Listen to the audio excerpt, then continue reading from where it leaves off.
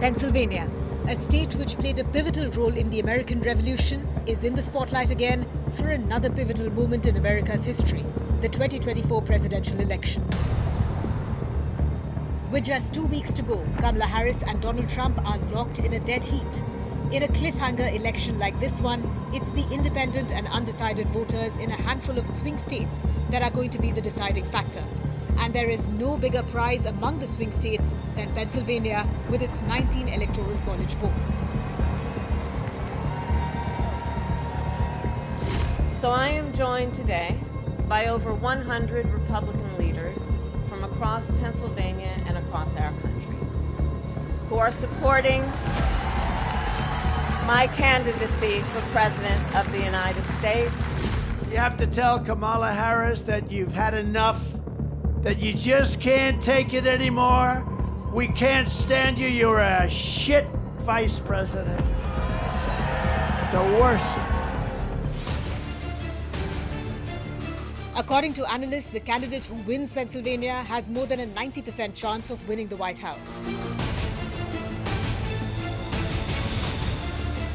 Pennsylvania has been a bellwether for presidential elections, picking the winning candidate in 10 of the last 12 cycles. But both candidates have their work cut out here. While a majority of the population is white, African Americans and Hispanics are the next largest groups. The state's two large urban areas, Philadelphia and Pittsburgh, heavily favor the Democrats. Between the two are vast stretches of rural territory where Republicans dominate.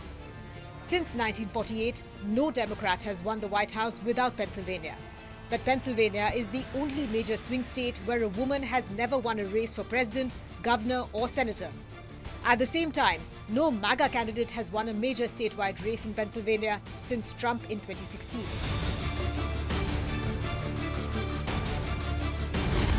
Kamala Harris decided not to pick Josh Shapiro, the popular governor of the state, as her running mate.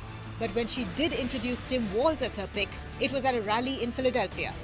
She also spent days preparing for her presidential debate in Pittsburgh and unveiled her economic plan in Pennsylvania a few weeks ago.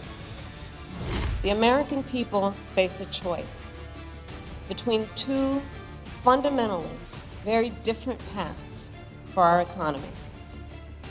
I intend to chart a new way forward and grow America's middle class.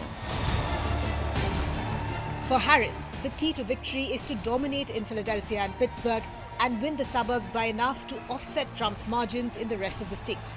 An essential part of this strategy is to win over moderate voters and some Republicans, including the more than 160,000 who turned out to vote for former South Carolina Governor Nikki Haley in the state's Republican primary. You heard his words coming from him. He's talking about the enemy within Pennsylvania. He's talking about the enemy within our country, Pennsylvania.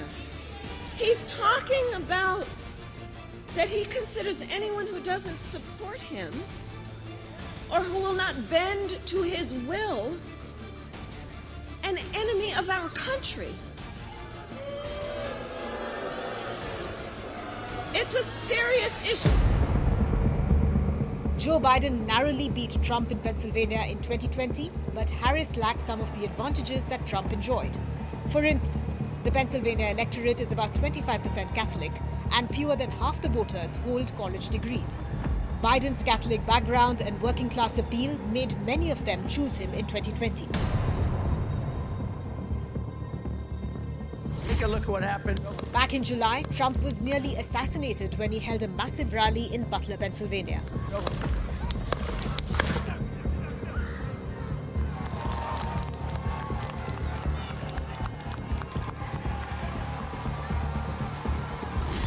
Exactly 12 weeks ago this evening on this very ground, a cold-blooded assassin aimed to silence me and to silence the greatest movement, MAGA, in the history of our country. MAGA.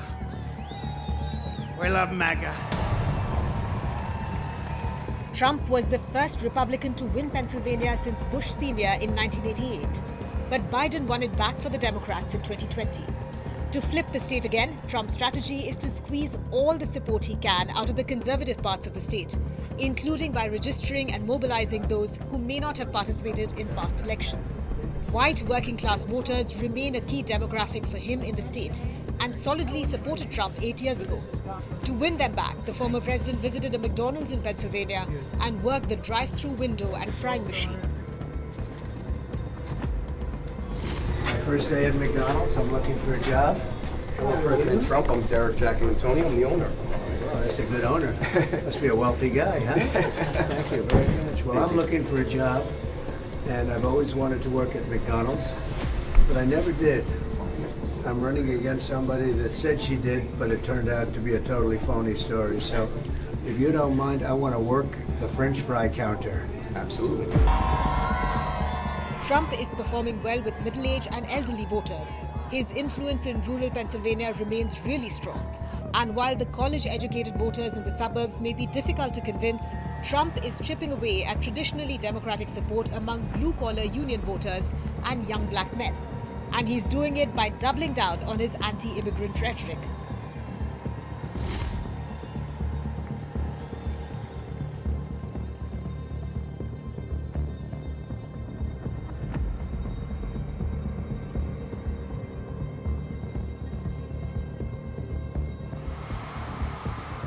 Both the Harris and Trump campaigns have been pouring enormous resources into Pennsylvania.